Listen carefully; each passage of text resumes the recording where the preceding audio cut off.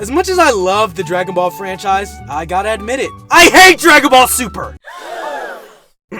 Alright, I take that back. Hate is a bit of a strong word. What I meant to say is I really dislike Dragon Ball Super. Yeah, that's better. And that's for many different reasons. I think it's a cash grab, the story's brain dead, the parallels are non-existent, and it's overall a stain on the legacy of the legendary Dragon Ball Z. But what I really dislike the most about Dragon Ball Super is this guy. No, that's actually not a strong enough word. I hate this guy! I hate how he showed up out of nowhere at the start of Dragon Ball Super. I hate how he's absolutely useless until it's time to sell action figures. And I hate how they gave him his own movie. Like, who even is this guy? What are you talking about? That's obviously Son Gohan. No. I think you're mistaken. This is Son Gohan, the first ever human hybrid Saiyan, arguably the main hero of Z, and the firstborn son of Son Goku. You know, the most iconic character in anime history. Actually, that title goes to Luffy. No. Someone call security! No, this guy right here is an imposter. A fraud masquerading around as Gohan, tarnishing the name of my mixed breed goat, and destroying the legacy of my favorite character in the franchise. Because where Gohan in Z was a mighty child warrior with real relatable trials, arguably the greatest, most selfless hero on the Z Fighters, this faker is a spoiled brat who, instead of having the drive to protect his family, has decided to put his trust in two literal deadbeats to save the day so he can sit around all day studying glowing ants. But before we can address how they ruined my goat, we first have to talk about why it hurts so badly. So in this video, we're going to be taking a look at who Gohan really is. Not the Gohan current Dragon Ball media has made him out to be, but who he had become at the end of the original story. And how his character arc had not only pushed him in the opposite direction of where he currently is in Dragon Ball Super, but how it also solidified him as my favorite character in the show. We're going to be exploring the height of his ass-kicking career, taking a deep dive into the moments that defined him, and uncover why he meant so much to Dragon Ball fans everywhere, myself included. So please, sit back, relax, and welcome to the rise of Son Gohan.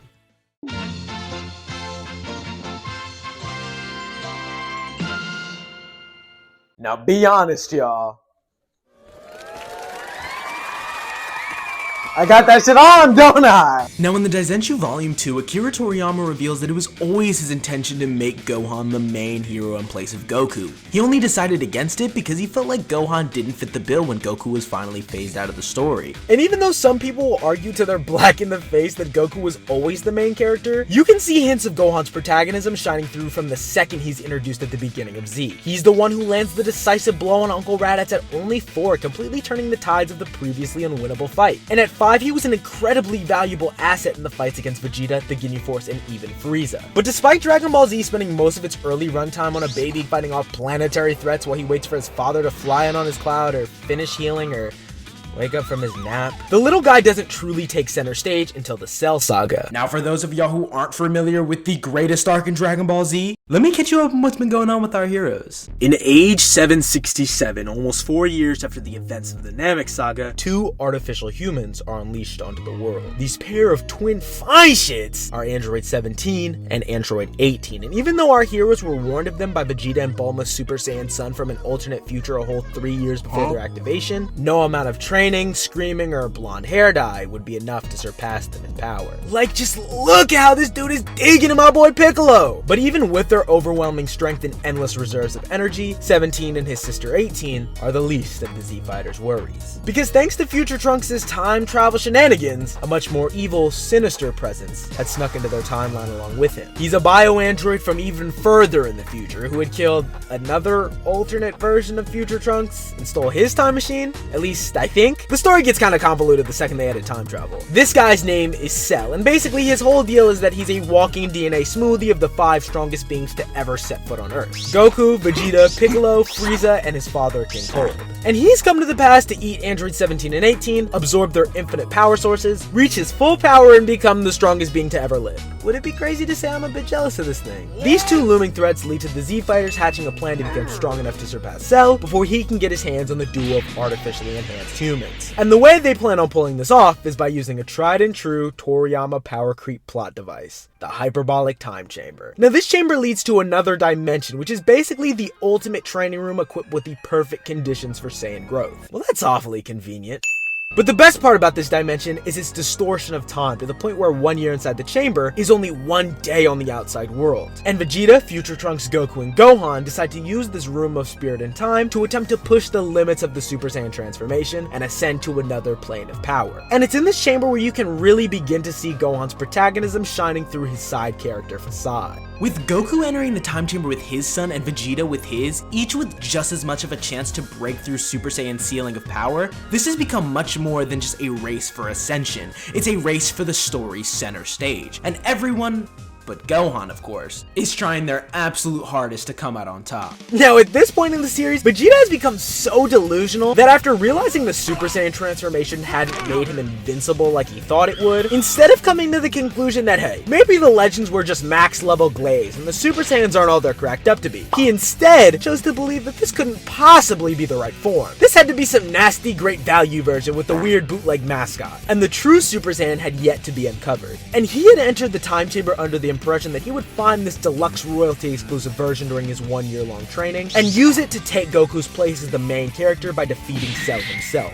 His son Trunks was also shooting for the ability to transcend Goku's status of main character. Not only did he want to be the one to defeat Cell to finally make his daddy proud, but in his timeline, Goku had died from a heart virus 6 months before the androids even showed up, never getting a chance to work his main character magic against the droids. So if Trunks was able to surpass the level of Goku, maybe he could become the main big strong man of his timeline and finally avenge the Z Fighters. However, their training is rushed and undisciplined, and so their year in the time chamber concludes with them uncovering the pseudo transformations Super Saiyan Grade 2 and Grade 3. And although these forms are incredibly powerful, they come at a taxing price: speed. With muscles too bulky to move at their max speed, they're unable to provide more than a warm-up for perfect Cell. And although some people will argue that they're fake forms, I personally love them and what they mean for the prince and his son. They're the physical manifestation of Vegeta and Trunks' obsession to surpass Goku and the hastiness that came with getting there. However, Goku is an entirely different story. What I love about Goku is that although he likes fighting and surpassing his opponents, he has no real desire to be the undisputed best. In fact, that's the last thing he wants. After all, if he's the strongest guy, who's gonna push him every day to get stronger and stronger? And it's thanks to this fact that he's able to let go of the idea of surpassing Cell and come up with something that might actually work. Now I'm sure you're all asking,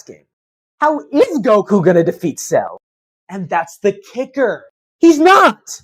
His 9-year-old's gonna do it. Now, I'm sure that sounds a bit harsh to people who are unfamiliar with Dragon Ball Z's loose interpretation of child safety laws, but I promise you, Gohan is a really strong kid. Not only was he stronger than any of the adult human fighters at only 5, but he also has those iconic power-boosting rages. If you stack Super Saiyan on top of that, you basically have the perfect secret weapon to kill Cell. However, when Goku tells his son that they're gonna spend some time training so that he can become a Super Saiyan as well, Gohan believes this to be a waste of their time, and that they should instead put all of their efforts into making his father as strong as possible. After all, in the future, he had already become a Super Saiyan, and we already know what happened to bro. But I don't think the knowledge of future Gohan's fate is what leads to Gohan's lack of confidence here. I think because of his victories against Vegeta, the Ginyus, as well as Frieza, Gohan had placed his father on an unreachable pedestal as the ultimate unbeatable warrior. And because of how much he idolized his father, Gohan had fallen into a toxic cycle of trying to be just like him. And we get to see just how far his desire to be his father persisted with his future incarnation. But this pedestal that Gohan had placed his father on was again unreachable, even for Goku. And the feeling of always falling short of being unbeatable like his father had killed his self-confidence to the point where he was completely unaware of his own amazing power. Power that put even Goku's to shame. However, Goku, who's able to see his son's monstrous potential, disagrees, and to end the argument lies to Gohan and tells him that it's just so that he can be a strong enough sparring partner.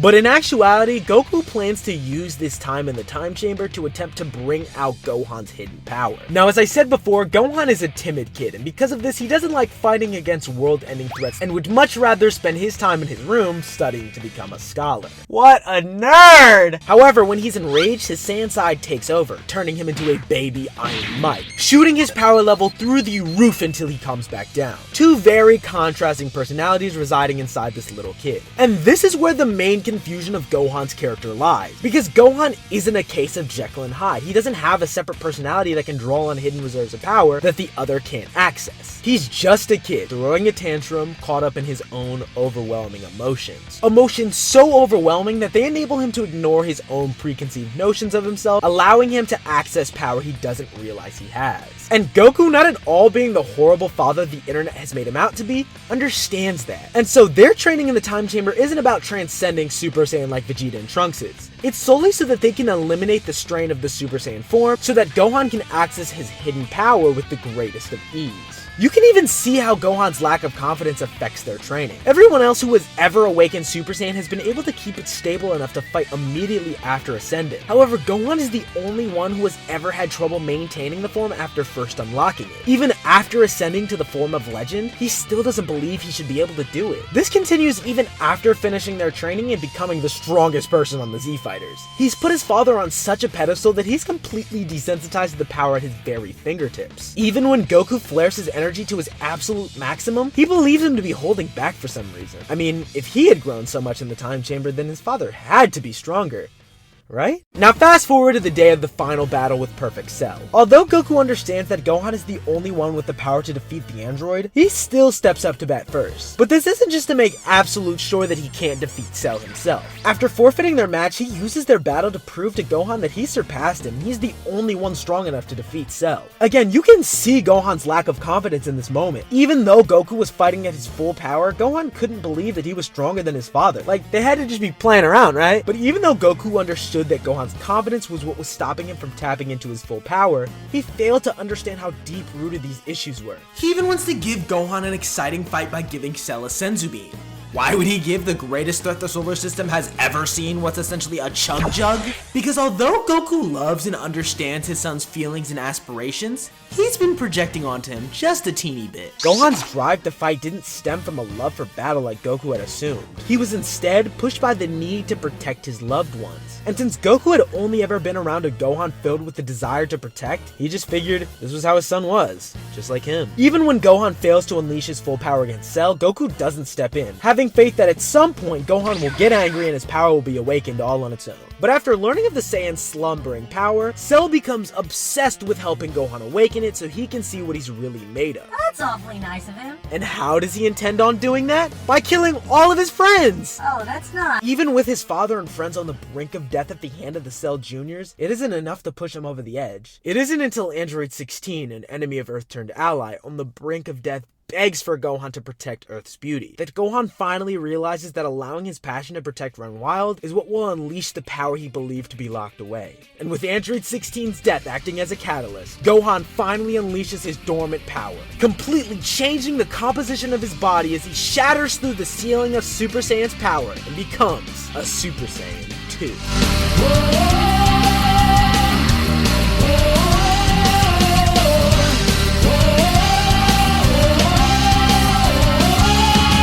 Nah, why do you think he's Starfall Supersonic though? Hey, I was joking! Now, I have a question for all you fecal bums back at home. What do you get when you cross a child who had spent his entire life thinking him less than the amazing people around him and ultimate power that basically makes you the strongest being in the universe? If it wasn't clear by that super tough edit, you get one super confident, badass little 10-year-old. But as you could probably expect, the power-up like this doesn't just heal Gohan's self-confidence. It puts him on the complete other side of the spectrum. Because now, he's cocky as hell and high off his own overwhelming power. He could kill Cell with the tiniest of blasts and he knows it. So he starts putting a pause on Cell instead. Bink! Bop! Boom! Ooh, don't start sweating now, Cell. You was not doing all that when you were eating people. Goku, realizing that his son's getting a teeny bit lost in his Super Saiyan 2 sauce, tells him to finish off Cell before he gets desperate. However, Gohan's overconfidence has clouded his judgment, and he tells his dad he wants Cell to suffer for a while before he deals the finishing blow. And this decision is what allows Cell the time to set off his self-destruct sequence in an attempt to take out Gohan along with the entire planet. And watching as Cell swells up like a balloon really causes Goku to realize that maybe it wasn't the best idea putting his 4th grader in combat against the greatest threat the universe has ever seen, especially when he has the power to blow up the Earth along with the surrounding celestial bodies. But in his defense, he didn't know about that last part. And because of his own irresponsibility, Goku accepts his son's negligence as his own. And before Cell can detonate, swoops in with the clutch of the century, using instant transmission to deliver Cell and his exploding body. We can't hurt anyone else ever again. King Kai's planet. Well, damn. Although Goku and King Kai are taken out along with the beloved fan favorite characters Bubbles the Monkey and Gregory the Cricket, yes, they have names. Thanks to his sacrifice, Earth was finally safe from the clutches of the evil Perfect Cell. Well, all's well that ends well. Cell's just lucky I didn't have to step in. Y'all feel me? Nah, I'm hungry as fuck though. We're trying to get some General Tso's. That's Chinese, dumbass. I'm personally an orange chicken kind of guy myself. Nah, but does anyone else feel that big power level coming back to Earth, or is that just me?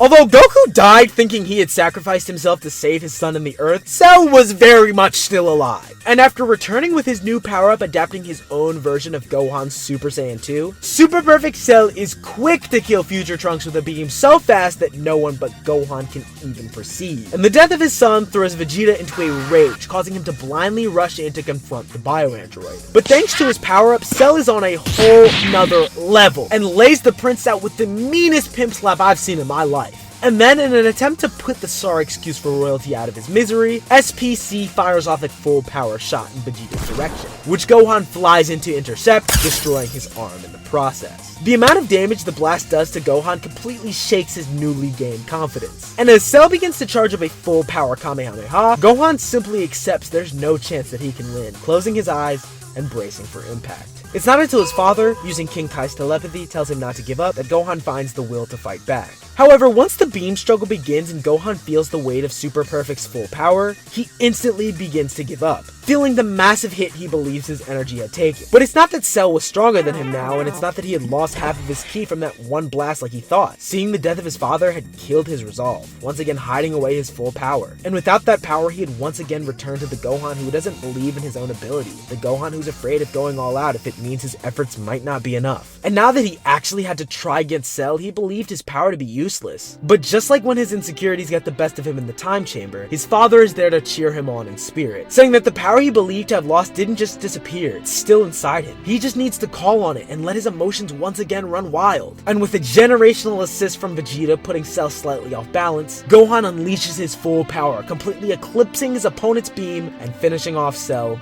for good.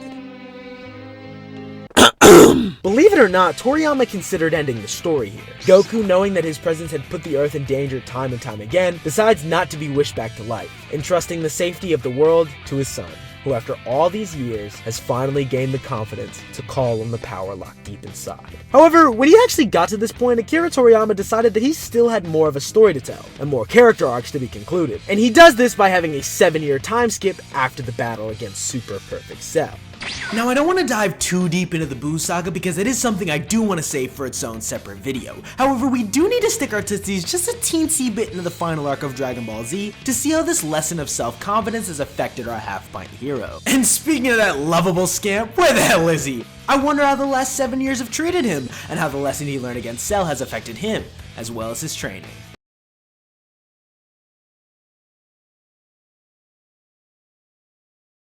Why are you looking at me? Go to the next point.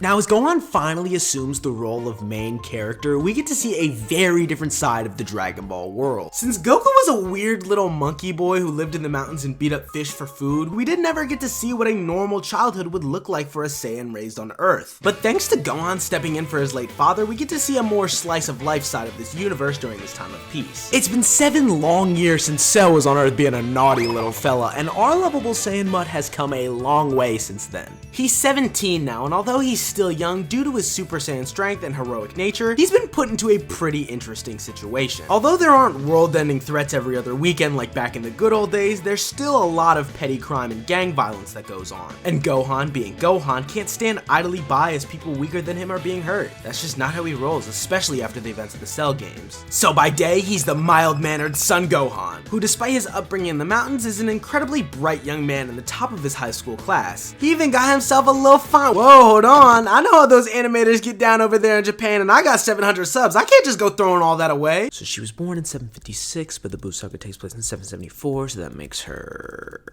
okay, cool. He even got himself a little fine shit. My boy living the dream for real. However, by well, I guess also by day, he's the Great Saiyaman, or the Golden Fighter. It honestly depends if he's feeling the off-brand Kamen Rider suit that day, I guess. And using his superhuman abilities, he defends the great metropolis of Satan City. Aw, hell nah! Now, I get what y'all were going for here, I really do. But Satan City? Alright then, kid. Since you're such a smart guy, go ahead and come up with something better. Herculeland. Alright, yeah, that is better. I'm getting sidetracked. What I love about this little appetizer arc before the new bad guys show up is we get to see how our Gohan acts in the absence of his father when compared to the Gohan of Trunks' timeline, and how much he's grown after the events of the Cell games. Now in the future timeline, from the age of 9 to the age of 23, Gohan takes over his dad's position as the sole defender of Earth in a never-ending fight against the evil 17 and 18. Through his 14 years of fighting, he trained relentlessly, fueled by the desire to reach the unbeatable strength he believed his father to have. And this is why he was never able to defeat the androids himself. Now keep in mind, future Gohan isn't a future version of this Gohan. He's a future version of this Gohan. Because of his self-confidence issues that were never sorted out due to this timeline's lack of a Cell games, this Gohan still believes that the only one who can defeat the androids is Goku, and he feels as though his purpose is to fill the void that his father left. He's not training to become the best version of himself like our Gohan did in the time chamber. He's training to be his dad. And this lack of confidence and inability to stay true to himself is why he ultimately fails his timeline and is never able to tap into Super Saiyan 2. But when it comes to our Gohan, thanks to the Cell games, this 17-year-old version has become the antithesis, bruh, he's the opposite of future Gohan. Whereas future Gohan was a D1 glazer with a bachelor's in meat munching, dedicating his entire life to reaching the strength of another man, our Gohan had decided that if he had truly surpassed his father, then there was no foe who could possibly defeat him. Funny enough, the young Gohan had mislearned the lesson his father had set out to teach him. Instead of taking his father off that unreachable pedestal, he had simply placed himself on an even higher one, idolizing his own strength to the point where he had used these 7 years of peace to stop training almost completely. And we get to see how Gohan's Shackles of Overconfidence affects this arc moving forward. Enter the evil wizard Babidi, a nasty little magic cockroach man obsessed with reviving Majin Buu, the literal incarnate of evil. And during the Saiyan Trio's battles with his evil minions, both Goku and Vegeta are quick to realize just how rusty Gohan has gotten. When they're put up against Babidi's minions, both Goku and Vegeta showcase power that eclipses what both Super Perfect Cell and Gohan did during the Cell games. These two had taken the last 7 years very seriously and had used the time skip to reach new, unprecedented levels of strength. However, Gohan is so filled with hubris that he's unable to realize how much he's been slacking in comparison. And he's in for a rude awakening when Babidi sends out his strongest of his minions, the king of the demon realm, Dabura. So let me get this straight. You copyrighted and trademarked the name Mr. Satan, and instead of giving it to the literal king of the demon realm, you chose to give it to this 31-year-old balding fraud I hate this dude so much. Now this Dabura guy is supposed to be pretty much equal to Perfect Cell. And when I mean Cell, I don't mean the ultra strong Zenkai'd up Super Perfect Cell. He's more on par with the Perfect Cell that fought Goku. But despite how weak he is in comparison to a Super Perfect Cell and by extension Super Saiyan 2 Teen Gohan, Super Saiyan 2 Adult Gohan is having a lot of trouble keeping up. Meaning that during his time slacking off with his training, Gohan didn't just stop growing. He's actually gotten weaker, and by a sizable amount too. Teen Gohan was pretty close to Cell's full power with just Super Saiyan's 50 times multiplier, absolutely blowing past him with Super Saiyan 2's 100 times multiplier. However, in the Buu Saga, Gohan needs Super Saiyan 2 just to hold a candle to the power he showcased in normal Super Saiyan. Although it's disappointing that Gohan's peaked at the ripe old age of 10, I think his steep decline in battle power works in the story's favor thematically. I mean, the irony of having a character finally able to utilize their hidden strength after they realize their own self-worth, lose that very same power once the overconfidence they gain from witnessing it consumes them is absolutely amazing. Chef kisses, Toriyama. However, even though he had physically lost access to his latent power, the potential to reach that level of strength was still within him. And although it was buried deep inside him, no diddy, it was still very much there. However, the way that Akira Toriyama decides on how Gohan will once again wield this power will result in a form that will end up doing our boy more harm than good in Dragon Ball Super. That being Gohan's iconic ultimate form. Now, after Boo's awakened and basically kills Dabura for Gohan, Supreme Kai, King Kai's boss or whatever, decides to bet the survival of the universe on our washed-up teenager by training him to wield the legendary Z-Sword. And Gohan, being Gohan, happily accepts the task, knowing that if he doesn't, the world he had spent the last 7 years enjoying will surely come to its end. Now, the Z-Sword is an uber-powerful relic embedded in an ancient mountain in the mystical Kai realm. It's said that if someone can pull out the sword and wield it, it will bring their strength to new heights. And sensing Gohan's incredible potential, Supreme Kai figures that he's the best candidate to give it to. And you may be surprised here, but the Z-Sword isn't one of Toriyama's classic power creep plot devices. No, the plot device is actually the little magic man living inside the sword. I swear, these arcs just get wackier and wackier. After freeing the Elder Kai from his steel slumber, he reveals to Gohan that he possesses the convenient ability to unlock the potential of an individual, dramatically raising their power level. Anyone else just get deja vu? Now look, I get that this was kind of Guru's whole shtick back on Namek, but I promise you, Toriyama isn't rehashing old plot devices to beef up Gohan. Wait. Yes, he is! No, but to be fair though, these abilities, although similar in concept, yield very, very different results. Guru's ability is Potential Awakening. This basically awakens any sleeping potential, allowing you to grow a lot stronger, a lot easier. Old Kai's ability is Unleashing that potential. Whereas Guru just unlocks and allows you to access some of your power that would otherwise be unusable, Old Kai takes all of your slumbering power and adds it to your usable reserves of energy. Now there's been a lot of discord on the internet about how exactly this form works, since they don't ever flat out explain it. At one point, even I was confused as to why Gohan doesn't just stack Super Saiyan on top of his ultimate form. But again, this is due to how the form, if you could even call it that, has been presented in current Dragon Ball media. But let me just give y'all a rundown so there's no confusion moving forward. So with that being said, go ahead and put on your nerd glasses and don't forget to put your finger in an upright position, because ladies and gentlemen, class is in session.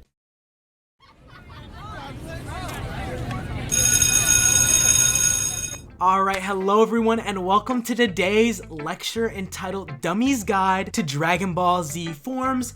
Now I do know that there are a couple new friends in class today, so I'm just gonna go ahead and introduce myself if you don't know me already. My name is Mr. TV. I'm gonna be your teacher this...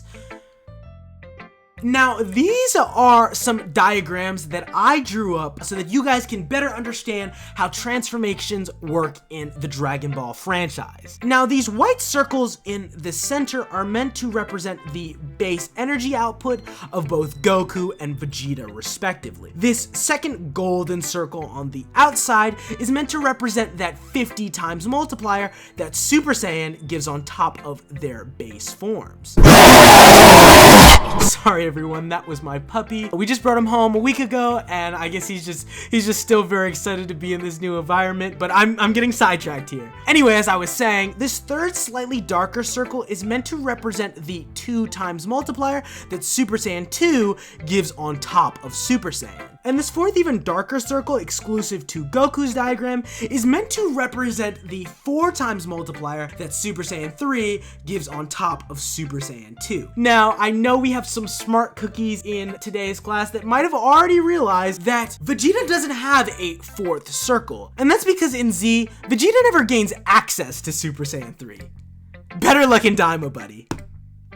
And this is son Gohan's diagram. Now, as you can see, he doesn't have a 4th dark gold circle like Goku. And that's because, like Vegeta, he doesn't gain access to Super Saiyan 3. Instead, his 4th circle is meant to represent his hidden potential, or that rage boost that we talked about earlier on in the semester. Now, class, despite what I may say in any other circumstance, size does matter here. And as you can see, if Gohan had never stopped training and still had access to that hidden power, it would have been more than enough to close the gap that Goku's Super Saiyan 3 had created between them. Now, many people believe that Ultimate Gohan is a transformation that allows Gohan to access that hidden potential. And although that's mostly true, this has led to a big discussion as to where it stacks up compared to his other forms. Does it go base Ultimate 1-2? If that's the case, then why doesn't Gohan just stack Super Saiyan 2 on top of his unleashed potential and plow through any opponent that comes his way? So then it must go base 1-2 Ultimate, right? This is what current Dragon Ball media wants us to believe, but that's not the case either. In reality, Ultimate isn't a transformation at all. As I stated before, transformations are multiplier-based power-ups to boost the base power of its user. But this boost in power isn't free. Super Saiyan costs both ki and stamina to maintain. After training in the time chamber, Goku and Gohan were able to make this strain negligible, but it's still there for the Super Saiyan 2 and Super Saiyan 3 forms.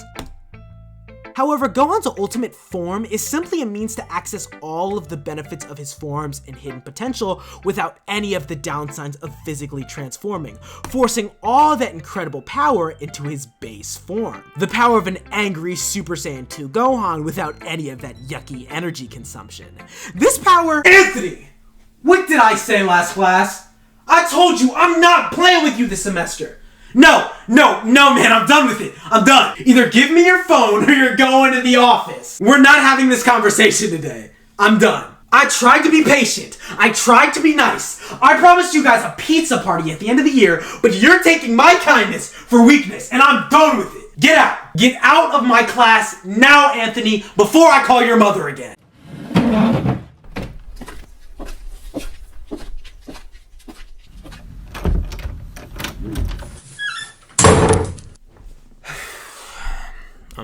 I'm sorry y'all had to see that. Now where was I? Right. This new power is so overwhelming that it allows him to outclass the beefed up Super Buu. And even though Gohan isn't the one to defeat Buu in the end, Dragon Ball Z ends with Gohan stepping into the position of the Z Fighter's strongest unaccused member. And with that, the Dragon Ball manga's second half concludes with the character we followed most closely finally coming into his own.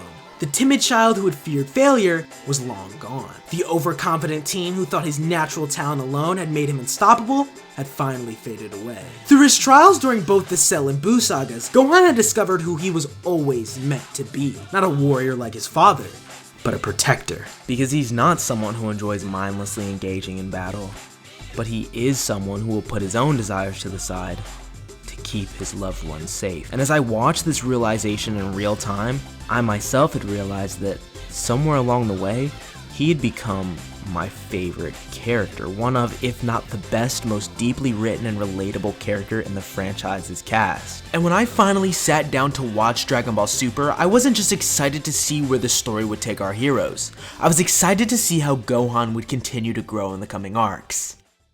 But instead, I was forced to watch as they tore him down, stripped him of everything he had become, leaving only the hollow shell of this story's one true superhero.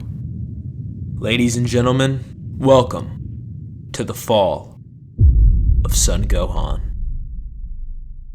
So originally, this video was planned and scripted as a single longer video with two distinct halves. The first was a character analysis driven retrospective to not only express what I love about Gohan's character arc in Dragon Ball Z, but also a way to do away with any misconceptions of his character that had been developing in the fandom over the last couple years. And the second half was a look at how Gohan was handled in Dragon Ball Super, and how a lack of understanding and care for his development transformed him into a character that is now unrecognizable. But due to time constraints and wanting to post more often for all my good-looking subscribers out there, I decided it would be best to separate this video into two halves, the first of which you just finished watching. Even while you watch this outro, I'm working tirelessly to get the next part out ASAP. So if you don't want to miss it, be sure to like, subscribe, and press that notification bell. And while you're down there, let me know who your favorite Dragon Ball character is. And if you just can't wait for that next upload, never fear, dear viewer, on my channel I have tons of videos like this one, like a complete Namek Saga retrospective, a video where me and my friend rate and rank anime transformations, and even a video where I place the Smash Bros roster on how likely I'd f them. No, I'm not on drugs. Anyway, I hope you guys enjoyed today's video, and I'll catch y'all in the next one. Peace.